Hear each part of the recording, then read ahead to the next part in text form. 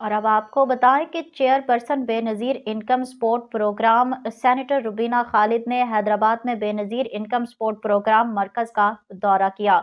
इसी हवाले से मज़ीद आपको आगाह करते चलें कि मेयर सेक्रेटेरिएट हैदराबाद में मीडिया से गुफ्तगू करते हुए रुबीना खालिद का कहना था कि बतौर chairperson Benazir income support programme Hyderabad का दौरा किया है।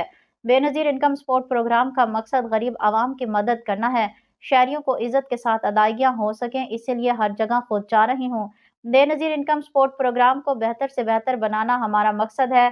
बेनज़ीर कफालत प्रोग्राम की बेहतरी के लिए सबसे ज़्यादा कोशिश कर रहे हैं। इस प्रोग्राम में रजिस्टर्ड घराने 93 लाख हैं। रीसर्टिफिकेशन का प्रोसेस शुरू किया है। हर 3 साल बाद दोबारा घराने को चेक करेंगे। बेनज़ीर इनकम सपोर्ट प्रोग्राम की सामाही रकम बढ़ाकर 13,500 कर दी गई है। गलत खबर फैलाई गई कि सरकारी मुलाजिम इनकम सपोर्ट प्रोग्राम से मुस्तफीद हो रहे हैं। सरकारी मुलाजिम में चौकीदार भी हैं जो इस प्रोग्राम में गलत शामिल नहीं हुए। अपना डाटा बेस अब नादरा के साथ मुंसलिक कर दिया गया है। बेनज़ीर इनकम सपोर्ट प्रोग्राम में सिर्फ डिजिटल रजिस्ट्रेशन होती है। किसका नंबर 8171 है। प्रोग्राम का बेनज़ीर नाम ज़रूर है, लेकिन ये पाकिस्तान के गरीब आवाम का प्रोग्राम है।